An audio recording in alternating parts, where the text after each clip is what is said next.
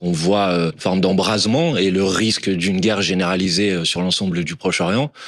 Et c'est le résultat d'une fuite en avant, qui est une fuite en avant totalement irresponsable du Premier ministre israélien Benjamin Netanyahou, à qui on n'a fixé aucune limite et qui agit depuis des mois et des mois dans une forme d'impunité totale, qui commet en ce moment un génocide à Gaza, qui s'est attaqué au Liban, qui a frappé la Syrie et qui frappe désormais l'Iran, sans qu'il n'y ait aucune réaction des puissances occidentales pour réaffirmer la primauté normalement du droit international. Je rappelle que les attaques qui ont été commises par l'armée israélienne il y a maintenant 2 jours sont des attaques dites préventives qui sont en violation totale du droit international. Le droit international ne prévoit pas la possibilité de pouvoir attaquer comme l'a fait l'armée israélienne. Et donc évidemment, la solution qui doit permettre de rétablir la paix dans la région, c'est une solution diplomatique. Et d'ailleurs, vous le savez comme moi, une réunion était prévue aujourd'hui, normalement, entre les autorités américaines et les autorités iraniennes pour reprendre le chemin de la négociation, parce qu'il y a eu un accord sur le nucléaire iranien il y a quelques années, parce que cet accord a été dénoncé de manière unilatérale par le président Donald Trump lors de son premier mandat,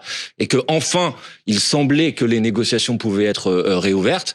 Et malheureusement, je crains que cette attaque injustifiée israélienne remette en cause la réouverture de ces négociations. Ça fait depuis maintenant le début des années 90 que Benjamin Netanyahou, alors qu'il n'était même pas Premier ministre israélien, disait déjà au début des années 90, c'est une affaire de quelques mois pour que l'Iran se dote de l'arme nucléaire. Donc c'est le récit qu'entretient le pouvoir israélien depuis des années et des années. La réalité, c'est que le stade de la militarisation, qui est le stade le plus complexe pour passer du nucléaire civil au nucléaire militaire, c'est une opération qui prend des mois et des années et qui n'est pas engagée aujourd'hui, même la CIA le dit. Mais alors c'est quoi à vos yeux? C'est un fantasme? Non, c'est un prétexte qu'a utilisé aujourd'hui le Premier ministre, Monsieur Netanyahou, pour d'abord faire diversion des actions totalement inacceptables et du génocide qu'il commet aujourd'hui à Gaza, et pour se maintenir au pouvoir, parce que tout le monde voit que, y compris sa fuite en avant est aujourd'hui contestée, y compris par la population israélienne. Le danger entre Israël et l'Iran, à vos yeux, c'est qui? Je ne cherchais pas à me faire des comparaisons. Je suis un opposant au régime iranien,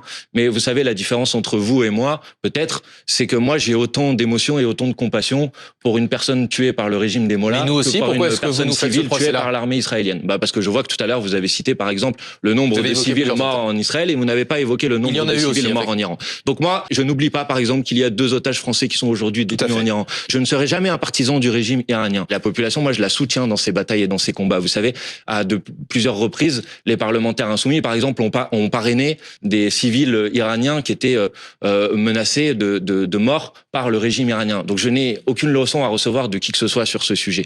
Mais toutes les critiques que je peux avoir sur le régime iranien ne légitiment pas pour autant l'action totalement inacceptable du point de vue du droit international que mène aujourd'hui l'armée israélienne dans la région.